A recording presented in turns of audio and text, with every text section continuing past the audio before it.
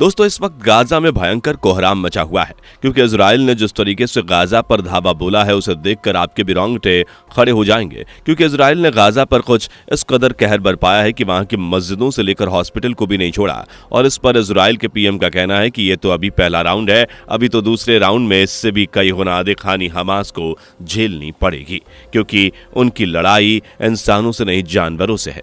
आपको जानकारी होगी कि फिलहाल इजराइल और फिलिस्तीनियों के बीच भयंकर युद्ध चल रहा है, जिसमें हमास ने बिना किसी वार्निंग के इजराइल पर हमला कर दिया था, जिसका भयंकर परिणाम आज गाजा को झेलना पड़ रहा है।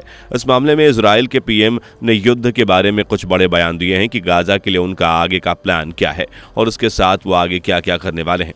इसके अलावा आज के इस वीडियो में हम इस युद्ध के बारे में बहुत कुछ जानेंगे। बस बने रहिए वीडियो के एंड तक, और वीडियो पसंद आते ही वीडियो को लाइक जरूर करें। सबसे पहले आपको बता दें कि इजराइल पर हमास के आतंकियों ने भारी मात्रा में रॉकेट दागे थे। इजराइल पर हुए हमास के रॉकेट हमले में 700 से अधिक लोगों की मौत हो गई।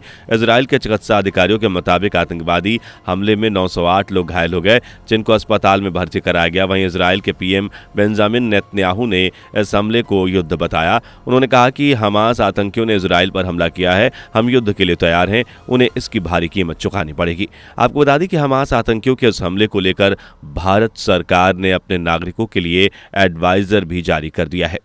इजराइल के रक्षा विशेषज्ञ मेजर जनरल ने समाचार एजेंसी ANI को बताया कि हमास ने गाजा पट्टी से इजराइल पर 5000 से अधिक रॉकेट दागे। इससे इजराइल को काफी झटका लगा है।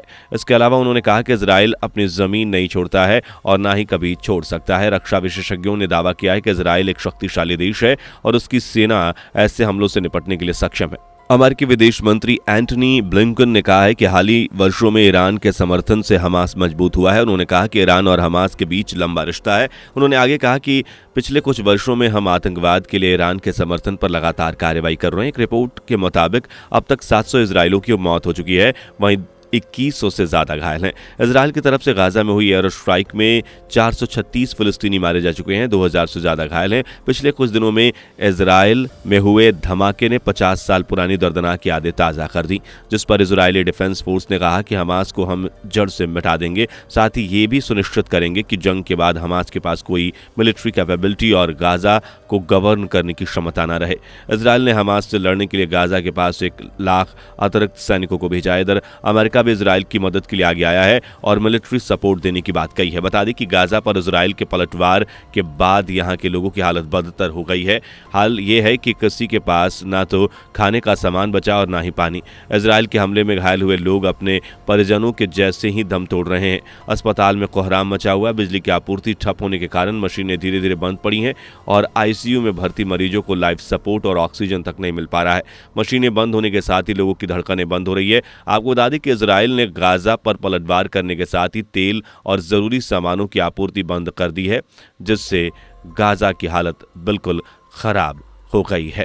ऐसे में उसे हर जरूरत पूरा करने के लिए इजराइल की ओर देखना पड़ता है। इजराइल के रास्ते ही गाजा के लिए तेल की आपूर्ति होती है। तेल की कमी की वजह से गाजा का बिजली घर बंद हो गया है। फिलिस्तीन के स्वास्थ्य मंत्री ने कहा था कि तेल न होने की वजह से गाजा में चिकित्सा सेवाएं खतरे में हैं। अगर तत्काल बिजली बहाली नहीं की गई तो मुसीबत खड़ी हो जाएगी। बड़ी संख्या में लोगों की जान जाने वाली है। सबसे अधिक समस्या ICU में है। यहाँ पर गंभीर मरीज हैं जो बिना बिजली और मशीनों के सर्वाइव नहीं कर सकते। वहीं ICU के अलावा दिक्कतें ये भी है कि दवा की आपूर्ति भी बंद कर दी गई है।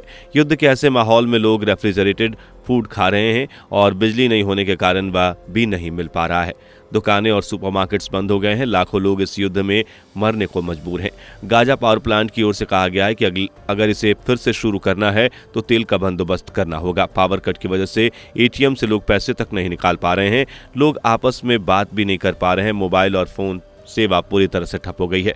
इस बीच इजराइल के पीएम बेंजामिन नेतन्याहू ने कहा है कि इजराइल युद्ध में है और हम युद्ध नहीं चाहते थे। इसे बेहद गलत तरीके से हम पर थोपा गया। हालांकि इस युद्ध की शुरुआत इजराइल ने नहीं की थी, लेकिन इजराइल इसे खत्म जरूर करेगा। उस समय यहूदी लोग राहजबीन थे, लेकिन अब ऐसा नहीं होगा। अब हमास समझ जाएगा कि हम पर हमला करके उसने ऐतिहासिक गलती की है और इसकी हम ऐसी कीमत वसूलेंगे जिसे आने वाले दशकों तक वे और इजराइल के अन्य दुश्मन याद रखेंगे। उसके बाद बेंजामिन नेतन्याहू ने आगे कहा कि हमास ने निर्दोष इजरायलियों के खिलाफ जो क्रूर हमले किए वो हैरान करने वाले हैं। परिवार को उनके घरों में मारना, एक फेस्टिवल में सैकड़ों युवाओं की हत्या करना, बड़ी संख्या में महिलाओं, बच्चों और बुजुर्गों का किडनैप करना हैरान करने वाला है। हमास के आतंकवादियों ने बच्चों को बंधक बनाया, जलाया, मार डाला, जिससे भारी कीमत उन्हें चुकानी पड़ेगी। आपको बता दें कि अब तक अमेरिका से लेकर इजराइल तक सब हैरान थे कि हमास के पास अचानक के हमले करने के लिए इतने रॉकेट और गोला बारूद कहां से आए। हमास ने कैसे दुनिया के सबसे मजबूत एयर डिफेंस सिस्टम आयरन डोम को भी नाकाम कर दिया। अब जेनिफर जेंग ने खुलासा किया है कि हमास तो सिर्फ मोहरा था, इजराइल पर हमला तो किसी और ने करवाया था। बता दें कि चीनी एनालिस्ट जेनिफर जेंग ने खुलासा किया है कि हमास को चीन का फुल सपोर्ट मिल रहा है। शी जिनपिंग के ऑफिस तक हमास का डायरेक्ट कांटेक्ट है। इजराइल पर सबसे बड़े हमले से पहले भी हमास के एक बड़े आतंकी ने शी जिनपिंग के ऑफिस में संपर्क किया था। जेनिफर जेंग ने तो यहां तक दावा किया है कि चीन की कम्युनिस्ट पार्टी के मिडिल ईस्ट अफेयर हमास को सीधे सपोर्ट करता है। इजराइल और अमेरिका को परेशान करने के लिए चीन ने फिलिस्तीन और आतंकी संगठन हमास को न सिर्फ फंडिंग की बल्कि इजराइल पर हमला करने के लिए हथियारों से लेकर ट्रेनिंग तक मुहैया करवाई। यानी पहले इजराइल और अब गाजा में खून से रंगने वाला कोई और नहीं बल्कि चीन की साजिश है। आपकी इस बारे में क्या राय है, कमेंट में ज़रूर बताएं। और अगर वीडियो की जानकारी पसंद आई हो तो लाइक शेयर ज़रूर कर दीजिएगा। इस तरह की वीडियोस को देखने के लिए हमारे चैनल को अभी के अभी सब्सक्राइब करें, साथ ही बेल आइकन को प्रेस कीजिए ताकि आने वाली वीडियोस की अपडेट आपको सबसे पहले मिल सके। मिलते हैं ऐसी ही कमाल की वीडियोस के साथ आगे, तब तक के लिए जय हिंद, जय भारत। दोस्तों, आपको स्क्रीन पर 2 और वीडियोस दिखाई दे रही हैं, जिसे देखने के लिए स्क्रीन पर क्लिक करें।